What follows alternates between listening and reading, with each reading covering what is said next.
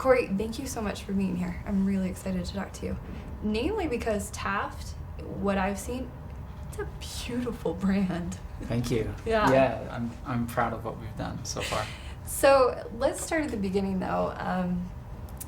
Because when I was looking at your background, the fact that you started this clothing company, and because your background is in not that, it's in criminal intelligence and linguistics. That's right. Which is super interesting, and research, like all this kind of mixed together. Tell us a little bit about a lot of people that. kind of ask, like, so how did you get into footwear? It's like, I have no idea. Footwear found me. So my mom was a fashion designer when I was little. Oh. And so she would make a lot of our clothes. That's what she studied. She made sure that we looked good and everything. So I would say that the appreciation for fashion definitely started when I was a little kid. But yeah, educationally, my background's in linguistics. I studied linguistics. And then I interned with the Department of Homeland Security. And so legit. Yeah, super that's cool. A serious tough role. to get into. Yeah. But I quickly realized that was not what I wanted to do. Like, it was really boring. I think everyone thinks of like these espionage videos. There's a few people that do that kind of stuff, but then there's mostly people just kind of sitting behind a computer and going through data, and so I was about to graduate from school with a linguistics degree, and I was like, what in the world do I do? I was looking at like U.S. Youth Soccer Organization, State Department, but I ultimately decided to start Taft instead of anything else.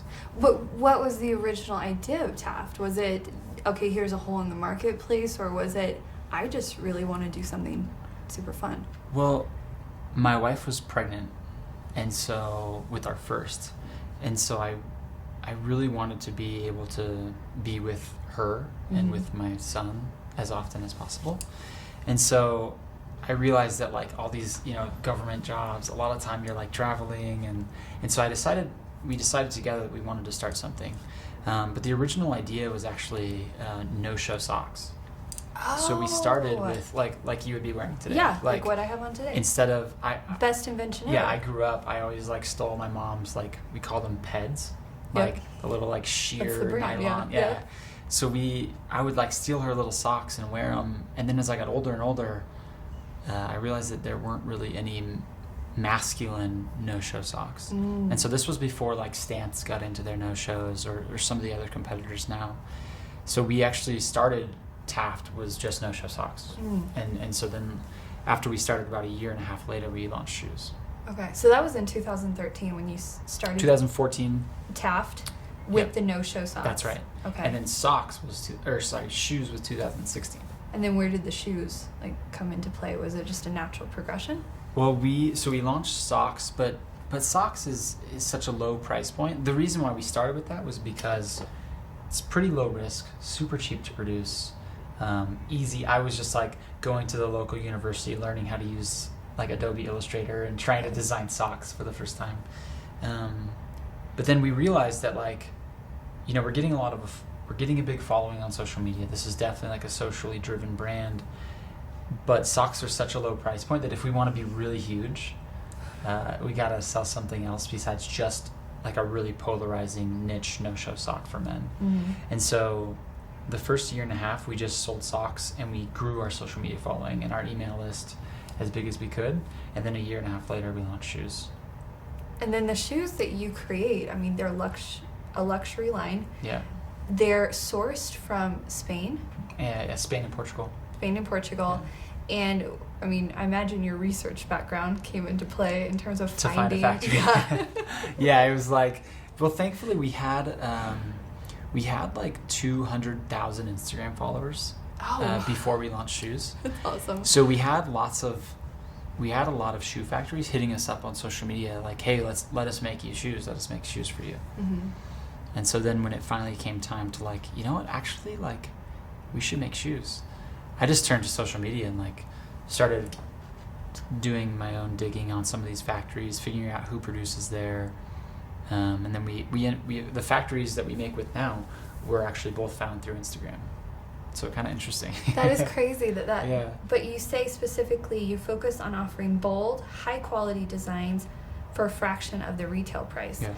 Those are some those in and of themselves, like offering a really beautiful design, high quality, and then at a fraction of the retail price.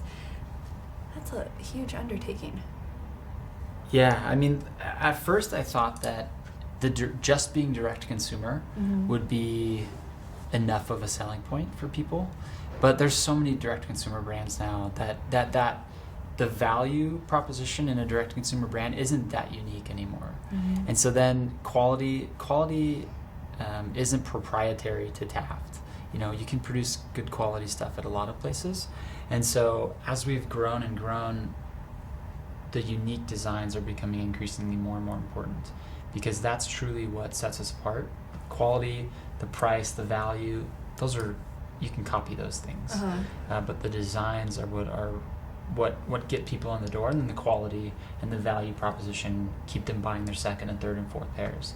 But the most important thing right now is definitely our designs. I think I would recognize a Taft shoe. Yeah, that's the goal. That's the goal. We don't want to be, there's so much noise of like plain brown, plain black, cap toes, Oxfords, wingtip. It's like so many brands doing the same thing at so many different price points. And so I try and design really special stuff. Yeah, and do you think that your design will stand the test of time, or will there be new iterations in order to be like more, I guess, trendy? I don't know. Yeah, that's a good question. I think that there's a lot of companies that design like crazy stuff. But there's a fine line between like crazy and like classic and timeless and beautiful. Fashion forward. Yeah, like fashion forward, but not like crazy trendy. Like there's some companies here, they make like pizza onesies and unicorn pajama, like crazy trendy, very temporary things. And I think that our shoes are appropriate for any occasion for a very long time. So they're not crazy off the wall orange and blue and green. They're not like crazy. They're like very classy, very timeless, but bold and unique.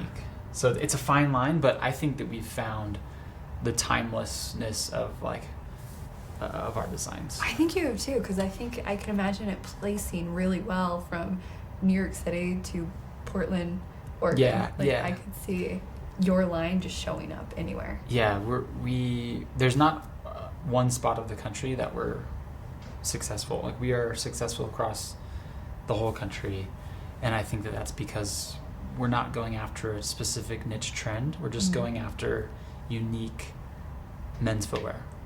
And how much of that, as an entrepreneur, was intentional, and how much of that was happenstance? I think that I naturally just gravitate towards the unique stuff. Like I could if see I that. if I'm in like Nordstrom Rack, the thing I like is always the most expensive thing. Without looking at the tag, it's like always some dope brand, super expensive. So my personal style kind of takes me that direction, and I'm designing the shoes, so naturally the shoes are going to kind of go that direction. But a lot of it, I didn't set out to make like the most unique footwear brand. So I would say that it's a lot of chance. But now I've leaned into it, and I didn't know what we were going to be when I started, but now we're kind of finding ourselves and leaning into what makes us special. No, in starting your company originally with the no-show socks, what was the learning curve like? Was there some failures along the way that in that correcting course kind of led to you being better situated to run something like the shoes and that luxury? I mean, brand? the socks were kind of like a really cheap, low risk way to try it out. Yeah. Because it was the same design mentality of like unique, cool for guys, make them get noticed, help them get compliments and attention. So that was the same mentality I was taking with the socks. So it definitely helped to test it out and see if it was going to work before, we went from socks, which cost, $50 to $50 cents to $1 to make, and our shoes cost like $150 to make, and so it was a lower financial risk for us, but yeah, there were plenty of failures. I think on social media it really makes it look like this great story. Yeah. Any press we get, or even this, is going to make Taft look like, an overnight success without much effort or failing. But failure is definitely a part of our story, and we wouldn't be here without learning those important lessons from failure before. Yeah, and the fact that you went into it with Mallory, your wife, what was that like? I mean, starting a company with your significant other, there's people who will warn you That's right. against that, but then there's also some of the greatest relationship, like it reinforces the relationship. Yeah, I think it helped me to see what type of marriage we had, because I think that there's a lot of people warned me against it. I'm sure. And but it helped me to see, like, no, we do have the type of relationship where we can work professionally together, and it's okay. Like, we're stable enough at home, and we're stable enough in the workplace that we could do both. We have some really special memories together. Like, one that comes to mind is I have this picture of my wife on Christmas Eve with the Christmas tree in the background off in the distance, and she's sitting at a computer answering customer service emails with a baby asleep on her chest, and like, it's just has the makings of like a really sweet family memory and family story. Yeah. And so there were times that it was tough, certainly tough, but it also meant that we could pretty much work on the business 24/7, because if we're not at work, we're at home together, and we can still work on it, we can still talk about it. And so there's definitely lots of stories of failures and it causing a lot of tension within a marriage, but for us it was great. There's no better employee, there's no one I'd rather hire than my wife. Yeah. And unfortunately, we have 2 kids. We're pregnant with our 3rd right now, and so she's no longer actively involved like in the office business. She's CEO of a whole other business. Yeah, she's CEO of Taft Strategy and my family. Oh, and so she's the real boss, and I miss having her as actively involved. Oh. But I'm also grateful that we're in a position that she can, as much as she blesses our business, she blesses my kids much more, and so we're grateful to have her at home. Yeah, that's amazing. It's tough. No one really talks about. That's a really unselfish thing for her to do. Like, she should be here today. She could be here today. Forbes 30 under 30. It could very well be her up on stage speaking at these things. It could be her, but she made the unselfish decision of being a mother first.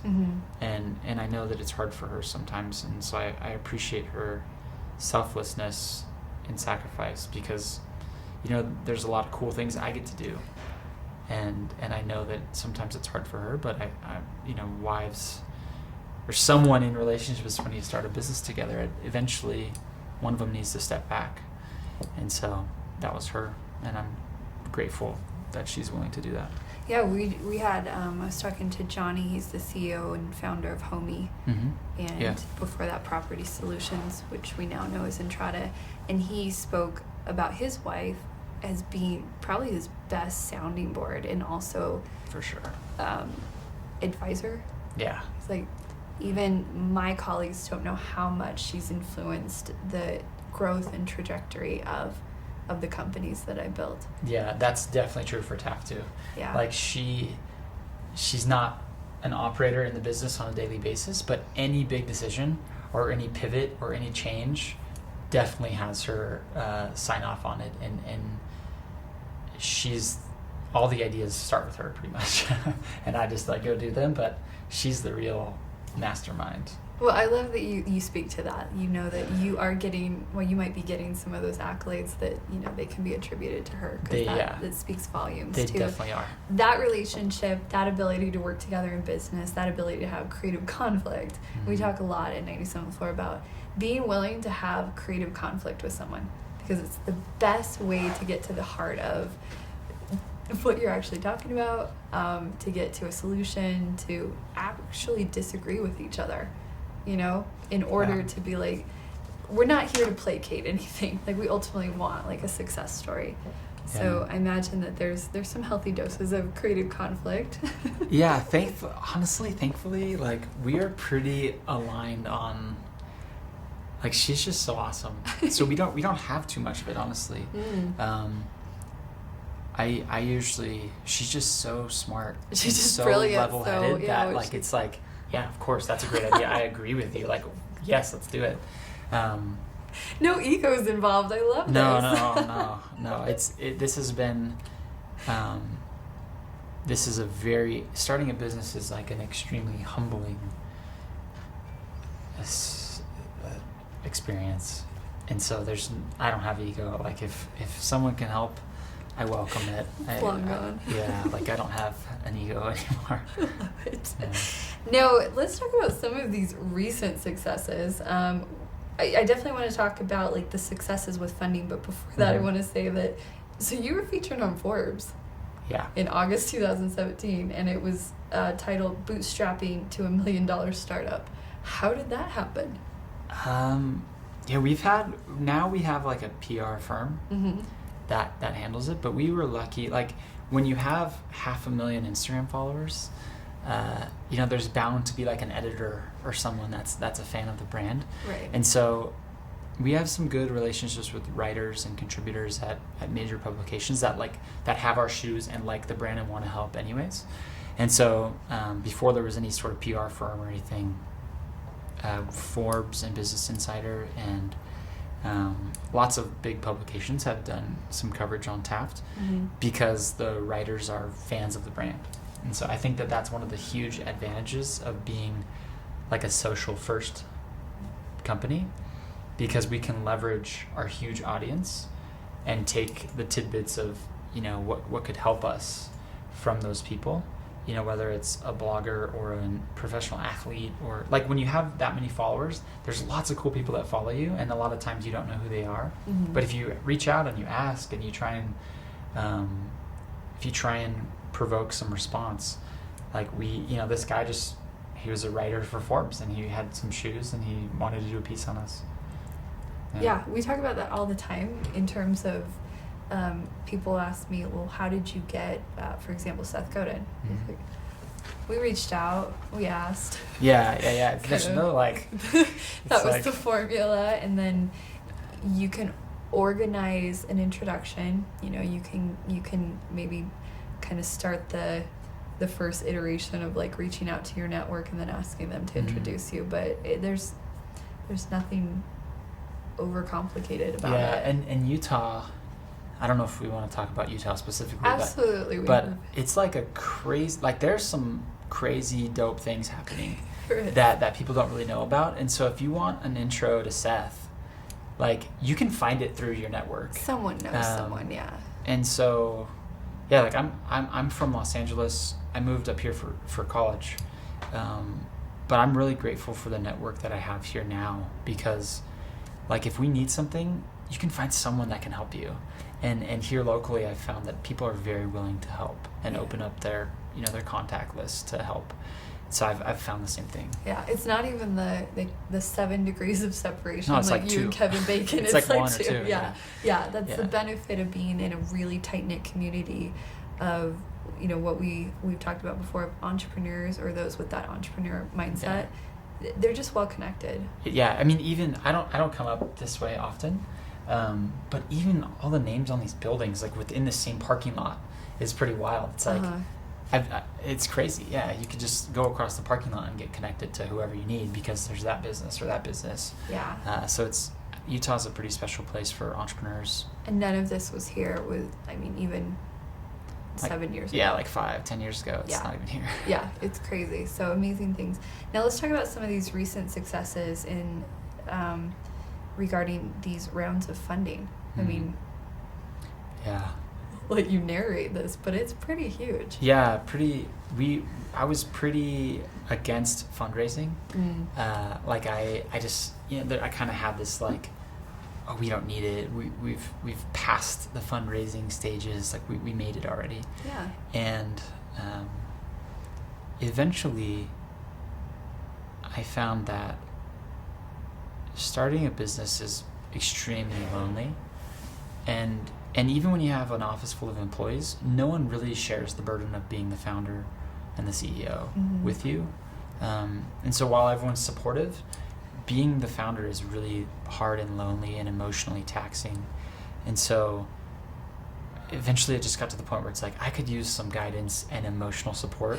Like, let's just get together this team of like wonderful, wonderful people that can support me in good times or bad times. And so that's what we did. I brushed aside any pride. I just talked about how I'm not prideful, but I had to get over like, okay, let's actually. It's something you've owned, and there's another piece on Forbes that's there's like, a piece in Forbes about how to bootstrap your way to 20 million or something that I wrote, and then to like kind of hypocritically go back on that, it's like, actually we're raising, and here's why. You're just feeling all the feels. Yeah. So we in March we closed a seed round of funding, led by Kickstart here locally. Kickstart seed fund led the round. We have some just the best men I know. Forget their professional successes. Like, we have the best people in our corner now. Most of them being here local. We have Jeremy Andrus, Aaron Sconard, Davis Smith, Nate Quigley. Like, these dudes are just, I would let them babysit my kids. Like, they're just the best guys. And then we also have Dwayne Wade and Andre Iguodala from the NBA, and then a few other funds. Peterson, another local fund, M3 out of New York, Fifth Wall in LA. So I feel very, very fortunate that we built something that could attract. Like, the round was way oversubscribed on day one. Wow. Which was a real testament to how cool Taft is. But I feel super fortunate, and more than the money will help fuel growth, but it's really about having like 20 people that want me to succeed and will help me succeed when I need them. And help you to pivot fast. I find that you can get a certain point, you have that success, and then you stay there. Yeah, going from like 0 to 10, 15 million, I think I know how to do that. But going beyond like 20, that I've never done that before. I don't know how to do that. And so it really helps to have guys that have done that lots of times and can help answer my questions, and have teams of people that can answer my emails and calls when I need help. Yeah, they say that most companies, startups, they can never get past almost the $5 million mark. And once they do, it's like a sprint to 10 million, but then like 10 million's the next. And it's like, and I've kind of felt that as well. I heard people talk about that, but now I've actually seen what it looks like and it feels like. And so now it's going to be great to have people in our corner to push past like that 20 million revenue run rate, because that's a totally different thing than getting a business from 0 to 5 million.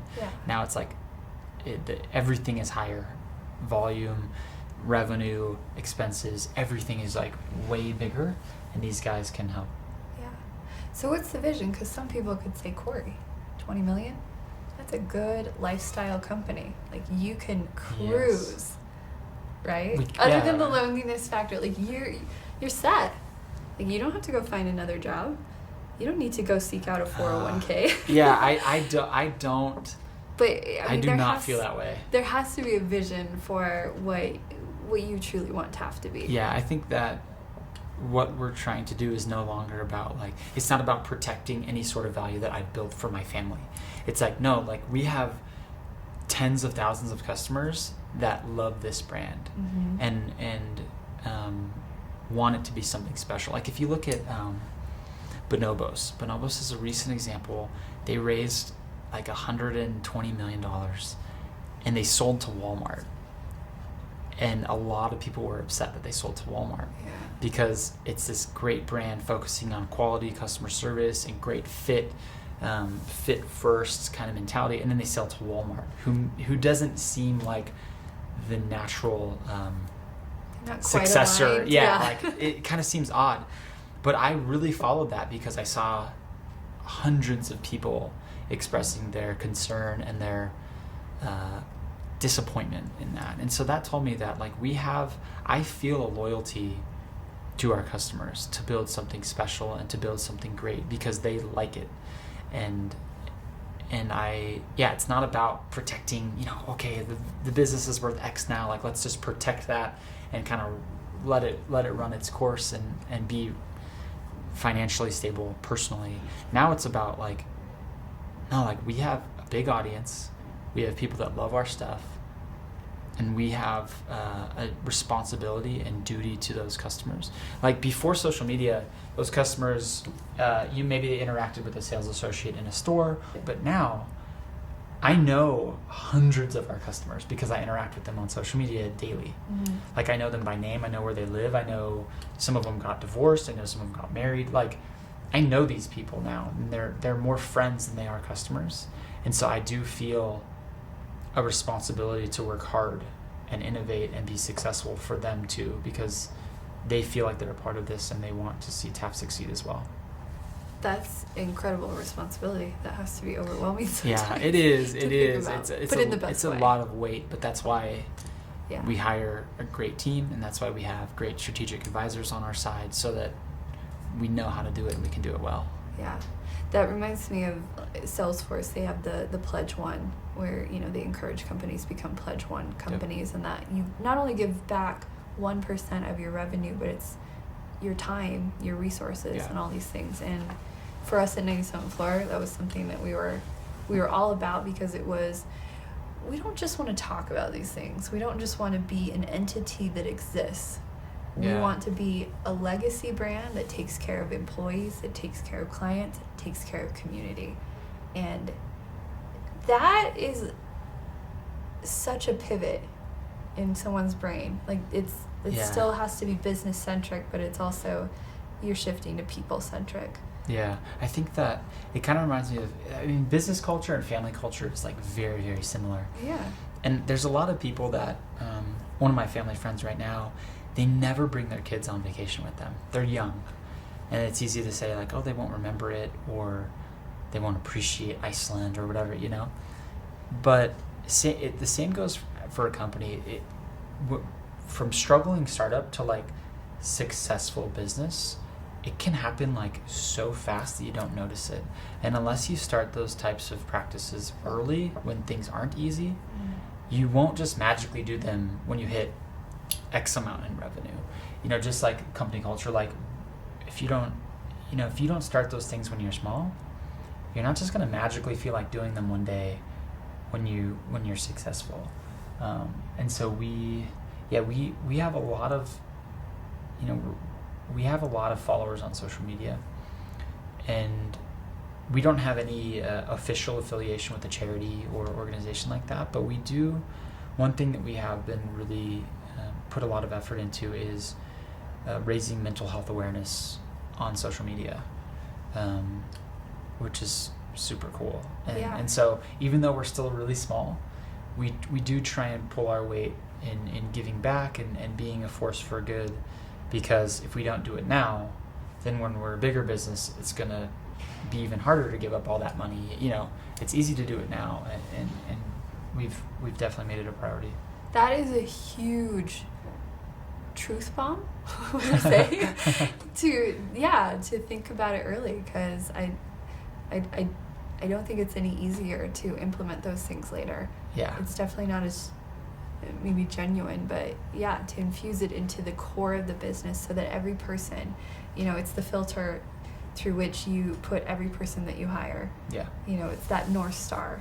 We were talking with Rachel from Chatbooks, and she's like, we have our 5 points of the store. Mm-hmm. And she was saying that, it's how we hire, how we fire, how we do business. They have a North Star, and then they have their other points of the star, but having a true North Star, it's helpful. Yeah, because then you know that everyone is on the same path, because even if you have one person or one set of people that are going this way, and it's just slightly off, eventually you'll end up at different. Yeah, you gotta act, you gotta know, and you gotta stay focused, and you gotta have your compass as a business. And when something's not in line, you have to hire and fire quickly and execute, because that's one of your biggest assets as a brand or as a business. It's like you got to know what you're trying to do, and if you stray from that, it could get really, really tricky. Yeah. So let's talk a little bit about finding those people, whether you're hiring them, whether they're mentors for you. How do you find the people that align with your values? What's part of that process?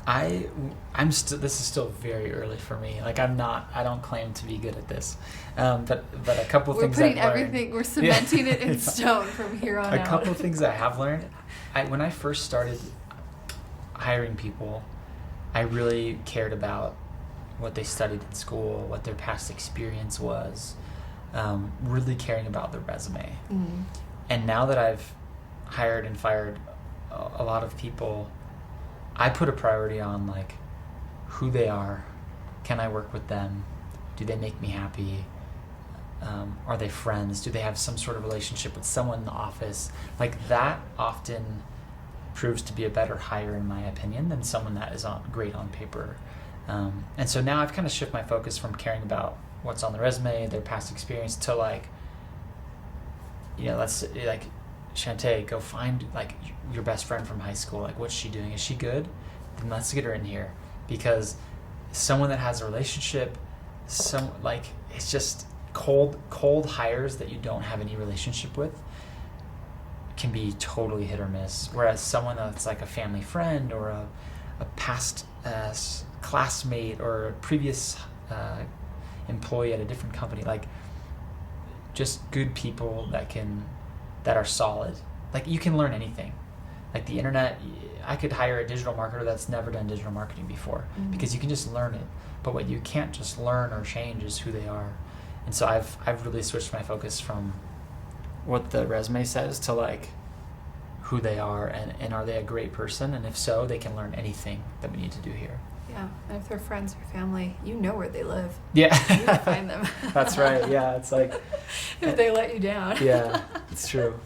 Now, in terms of your leadership style, how do you lead? How do you, in the moments where you have to be the boss versus inspire, and kind of empower people? Yeah. Again, this is very early for me. But thankfully, we haven't had too many times when I've had to like be, I have to fire people, and that's like the worst thing ever. Yeah. But I just try and be happy and energetic and bring like good vibes into the office. I'm very personal. Like I'm a very personal, open, transparent. Like if I'm having a bad day, I don't care if people know. Like I don't put on any sort of face. Like I'm not always happy and okay. Like if I'm having a bad day or the business is struggling, everyone in that office will know. And I think that honesty and transparency is really valuable, because it's important for your employees to know like what's going on, and sometimes they won't know unless you tell them. But I just try and be like a fun friend of a boss. Like I really, like I tell our employees that I love them. Mm-hmm. I care about them. I think about them. I worry about them.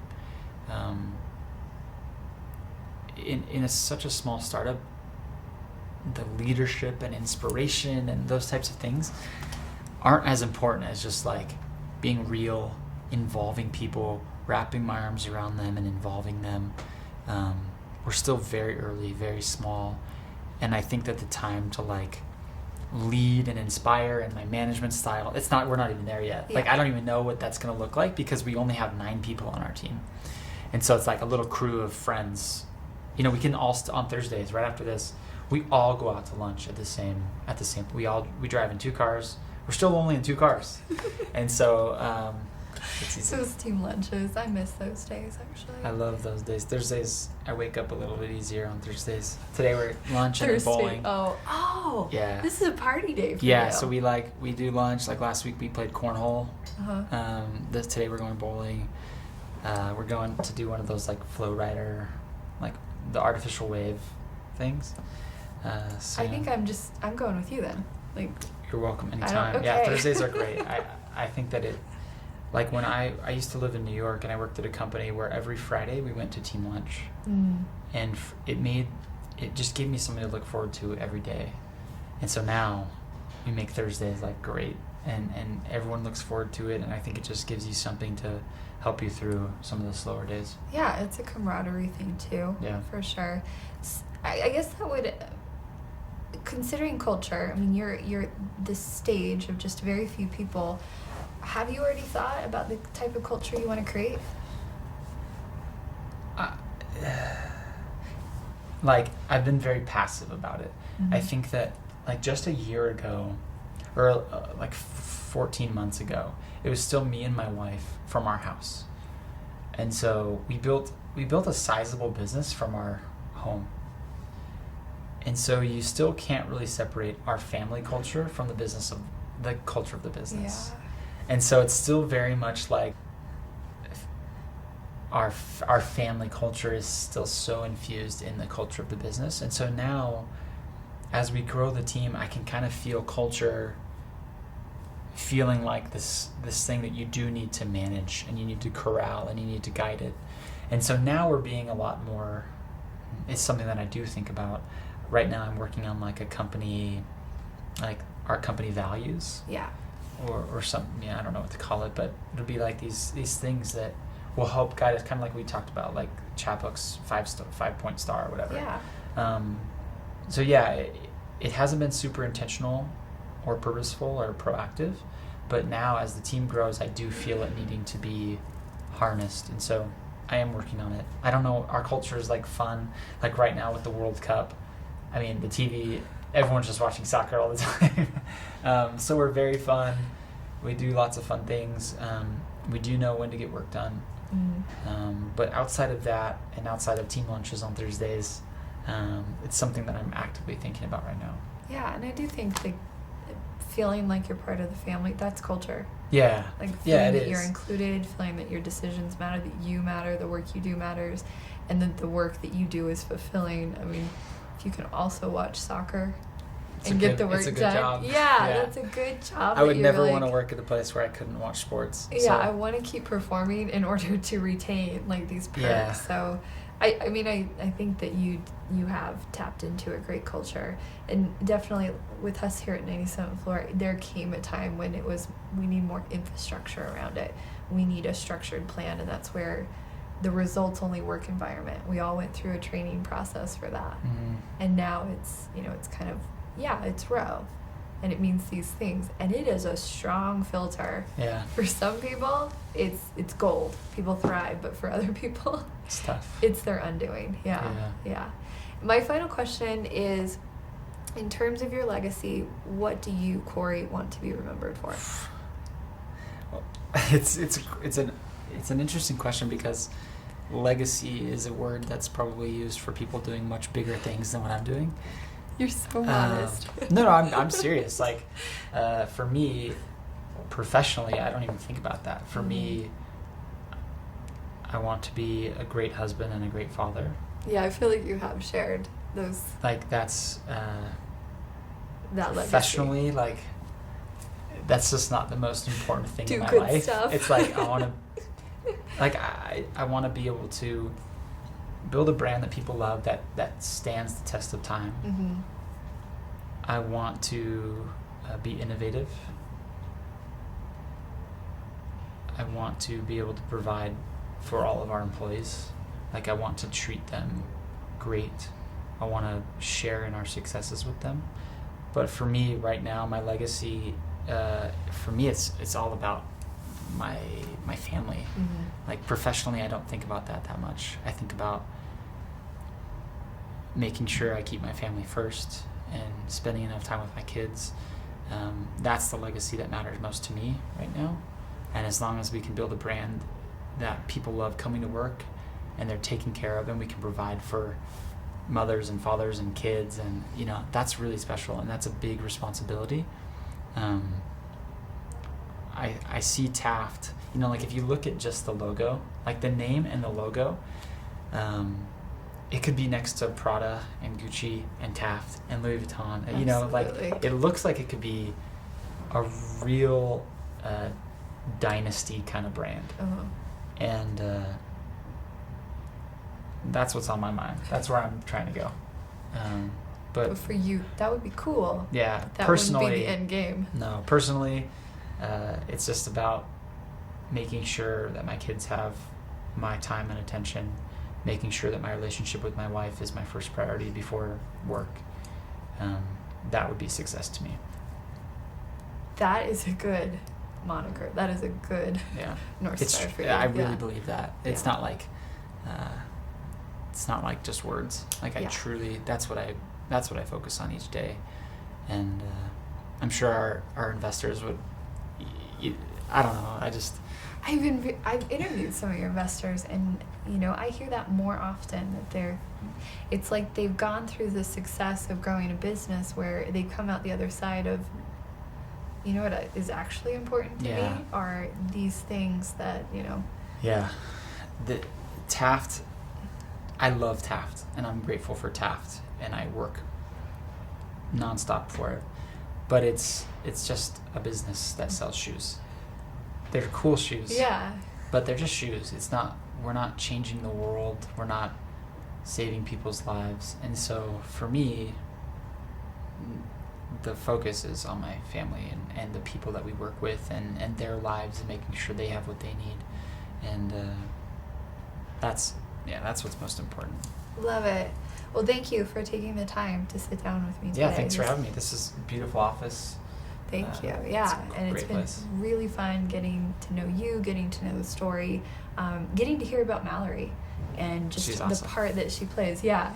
And at some point, when it makes sense, I would love to have both of you back. Yeah, And she'll be way better than me. She's awesome. She's so great. And yeah, you were so great. So thank you again, and I look forward to our next conversation. Awesome. Thank you.